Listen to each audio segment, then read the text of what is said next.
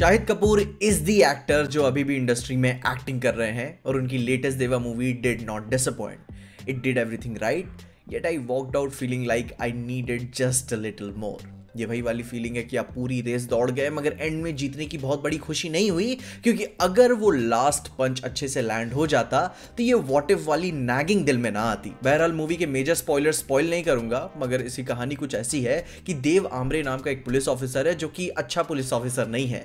बचपन से अपने बाकी औरत अच्छे बुरे से कोई लेना देना नहीं है. अगर इसकी हिल गई तो वो मारेगा, जिसकी वजह से सिस्टम को इसकी जरूरत भी है, क्योंकि he will do whatever it takes. जिसकी कहानी पलट तब जाती है जब इसका पुलिस ऑफिसर दोस्त मुंबई में ट्रांसफर होके आता है और एक बड़े गैंगस्टर को मारने के बाद जब उसका सम्मान समारोह हो रहा होता है तो देव का दोस्त मारा जाता है, जहां देव के लिए उसकी ड्यूटी से ज्यादा उसकी दोस्ती प्यारी है और अब वो उसकी दोस्ती के लिए उस केस को किसी भी हद तक जाके क्रैक करेगा और उस मर्डरर को ढूंढेगा. पर जब देव को पता चलता है कि असली दोषी कौन है, तभी उसका एक एक्सीडेंट में उसकी याददाश्त चली जाती है and now he is a completely different man. और धीरे धीरे अपने आप को कलेक्ट करके वो इस केस को अब इसके एंड में असली दोषी कौन है, यही इसका मेन सरप्राइज है, शॉक है, पे ऑफ है, which is very bold way to end a movie, specially in Hindi cinema.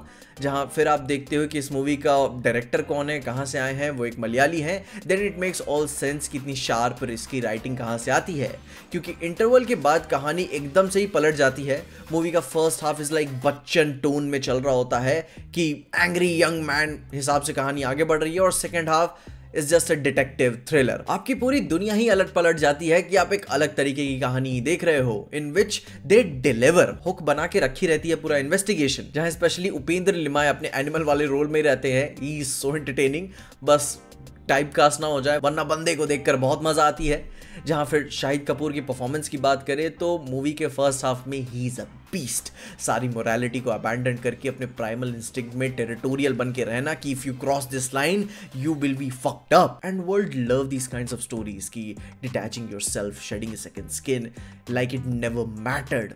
गूदा चाहिए जिसमें अब यह कोई नहीं बोलेगा कि जो वो कर रहा है कि वो अच्छा है या फिर वो अच्छा कैरेक्टर ही है, पर एटलीस्ट देखने में तो कूल लगता है. वेयर आई थिंक कि वो खुद को कैरी करने का ऑरा ही ऐसा है शाहिद कपूर का कि एक सिंपल सा गोली मारने वाला सीन भी उसे वो 10 टाइम्स ज्यादा बैडएस बना देते हैं. और कैरेक्टर की राइटिंग भी इस तरीके से बैडएस लिखी हुई है, एंड प्लस शाहिद कपूर की उसमें परफॉर्मेंस क्या चेरी ऑन टॉप रहती है.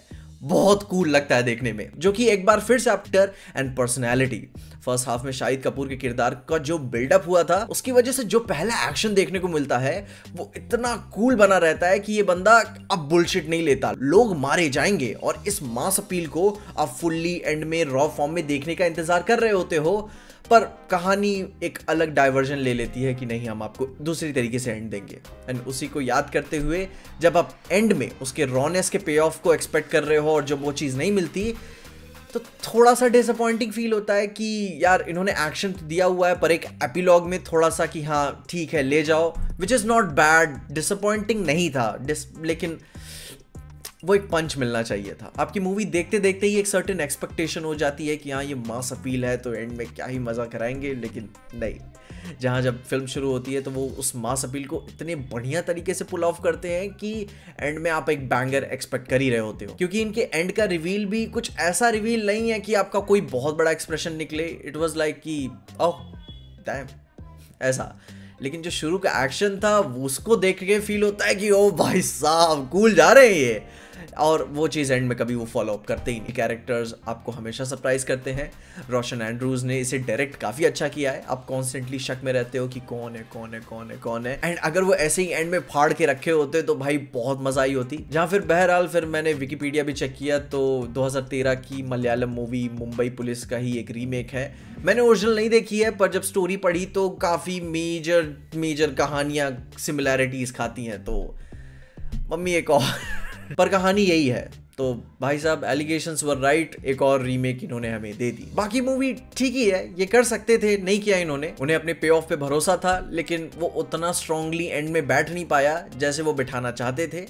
बाकी आप बताइए अगर आपने मूवी देखी है तो आपको कैसा लगी. एंड यही सारी चीज़ें थी इस मूवी को लेकर. अपने ओपिनियंस मुझे कमेंट्स ज़रूर बताना, और तब तक के लिए देखते रहना पीजे एक्सप्लेन.